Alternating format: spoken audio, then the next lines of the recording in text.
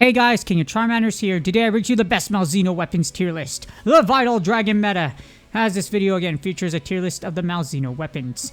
This analysis will take into account what each weapon brings. They are not basura, they are not trash, they are actually incredibly powerful. And the built-in Vital Dragon at grade 8 makes these the most powerful dragon elemental weapons in the game. You have utility for Nigirgante, but if we're looking at just smacking the crap out of every single monster, taking the backhand, putting the glove on, just destroying them to oblivion, you want the Malzeno weapons built and preferably maxed out. Alright, let's jump right into it. First, we're going to start off with the D tier. Here we have the Sword and Shield. Of course, everyone starts off with the Sword and Shield. It's not bad, don't get me wrong.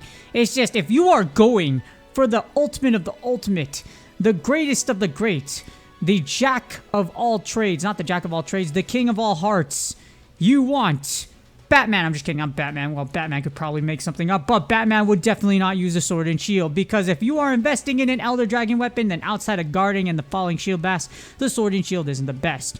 You and I and every other hunter has had to use this thing. I have it as a gold medal just for the heck of it, because I had the Mr. Beast Sword and Shield, but because the Mr. Beast Sword and Shield has Mr. Beast Bomb, is good. This one, unfortunately, it's not really great.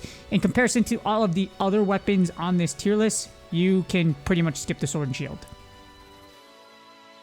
Next up, we have the C tier, and we move on to the Great Sword. It's honestly not bad. You could build this if you're a Great Sword. Don't get me wrong, I am not bashing this thing. It's usable, it's just, you know, there's a hierarchy on a tier list, and when you compare this to everything else, unfortunately, the Great Sword is high risk, high reward, but outside of shoulder tackle and big numbers, unfortunately, the Great Sword just doesn't stand out much at all.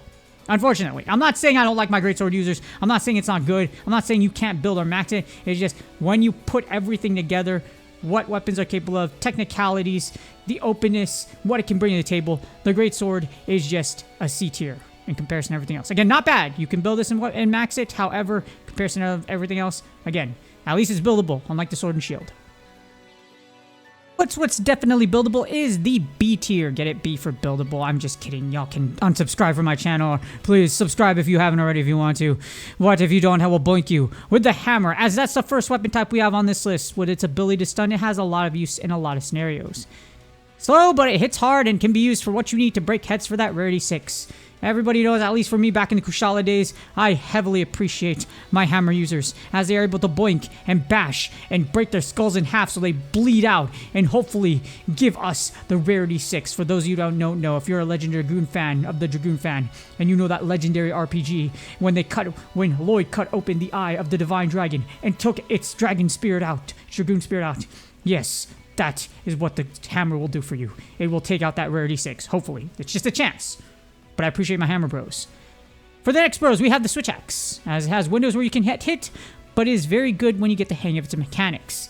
The technical ability and damage potential makes this weapon stand out. It's just the windows that keep it from being anywhere higher, but again, it's still good.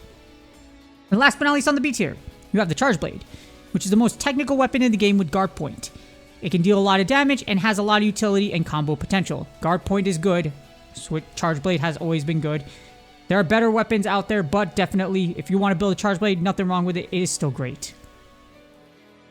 However, if you want the greatest of the great, well, second great, but it's also great and definitely something you should consider, we move on to the A tier. Starting off with the Light Bowgun. It's a ranged weapon, meaning you take less damage because you're out of melee range of monsters. And it only requires reload speed 1, and the ammo set is pretty insane with 2 sets of double pierce. You have dragon ammo, then you have 2 sets of pierce ammo after that to just machine gun down the monster. Definitely something worth considering. Honestly, if I didn't have the Magnum Light Bowgun already, evading reload stepping shot 2020, I would have definitely considered this one, but no, I'm not going to go for it. Next, you have the Heavy Bowgun. This is the heavier version of the Light Bowgun cousin. It's a ranged weapon again, allowing you to avoid that melee range, and it's slow, but it does big damage, and it also has useful ammo set with sticky and slicey. It can also guard, so good ammo set, sticky, slicing, it's ranged, does big damage again, slow, but that power definitely makes up for its abilities, and again, it's definitely good.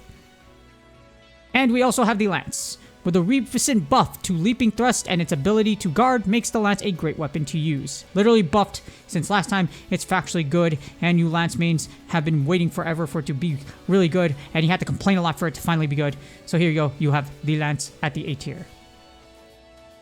In addition, we have the dual blades. This would actually be an S tier, however, The thing is, Vital Dragon, you need your HP to be high, and the thing about the dual blades, it doesn't have a counter mechanic like longsword, and it's much riskier. The movement makes up for it, don't get me wrong, it's much riskier. However, you can't counter roar, you can't counter everything.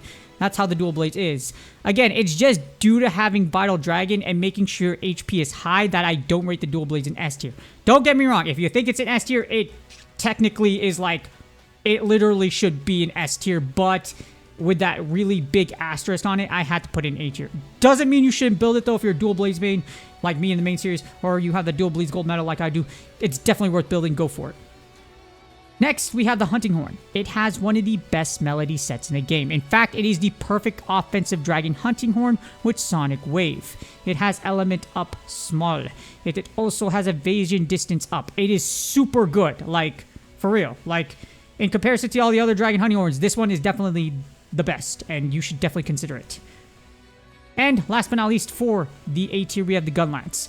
The Gun Lance! Its long shelling type allows this Gun Lance to charge shell and hit Worm Stake shots off for maximum damage. Worm Stake shot stacks more damage with the built-in Vital Dragon. Yes, I did not like charge shelling, however, if you pop in Worm Stake shot with it, again, there's a reason why things like the Gun Lance are really dang good because of the fact you can stake it to death and shoot at the same time. That combination I approve of. Plus, it's an Elder Dragon weapon. So, if you have this, I mad respect you, and definitely this Gun Lance is something you should consider, especially if you're a Gun Lance main. And moving on to the S of the S, the super of the supers, the what you should decide to build if you really, really like them. And if you're a main, you should rejoice because these are S tier, and likely have been long-term S tier. Outside of dual blades, we have the bow. It's a super weapon. Charge 3 to Pierce 4 makes this weapon extremely powerful. This is essentially just the dragon version of the Black Diablos bow. The Black Diablos bow has the same exact ammo set. 1-2 Pierce, Pierce 4 at Charge 3, and Pierce 4 at Charge 4. So because of that, is again, Black Diablos bow, again, one of the most powerful weapons in the game, most powerful raw weapon in the game, and in his inception, arguably still is the king of raw, and we still have its inception. Now we have a dragon version of it with even more powerful with Vital Dragon. So yes, the bow is definitely worth building. I actually took the bow over the light bow gun because with Vital Dragon and charge, like testing it myself, I do not regret building the bow and maxing out at all. It is so powerful and so strong if I just want something for sheer damage versus part breaker like near Gigante. Speaking of breaking parts and smacking monsters to death, you have the Longsword. The Spirit Gauge boost in Prairie makes this weapon type arguably the best melee weapon in the game. Having Prairie allows you to counter roars / attacks, allowing you to keep your HP high for Vital Dragon. That's the only reason why the Longsword and the dual blades are usually together in the S tier, because of S tier's credible ability to just, its hit rate is amazing. Unfortunately, again, it's just Vital Dragon. You need to keep your HP high because you still have that risk with dual blades, but it's just the Longsword just is up here. Again, the dual blades can also be in this tier. I just marked it below just because of the way Vital Dragon operates and its conditions. And you don't have a counter everything or most things in the game like the Longsword mechanic does, and a built-in Spirit Gauge damage boost like the Longsword does. Longsword good. Dual blades also good. You want to build both? You want to build one? Max it. Totally worth it. Hopefully this helps you decide which Malzeno weapon to build. The Sword and Shield is basically the only weapon not worth building or maxing. The rest are good. Again, it's just a Sword and Shield. If you really want to stay with the Sword and Shield, there are better things out here and you should move on to them. Just seriously. But other than that, again, C, B, A, S, anything in those tiers definitely worth building and max, especially if you're a main or you're really good at those mechanics already. If you're looking to explore, again, definitely look at C to S. Hopefully it's A to S, honestly, if you're looking for something to explore, because those two tiers are definitely worth looking after and worth building. With that being said, please do me a huge favor. Like, subscribe, and comment for the YouTube algorithm.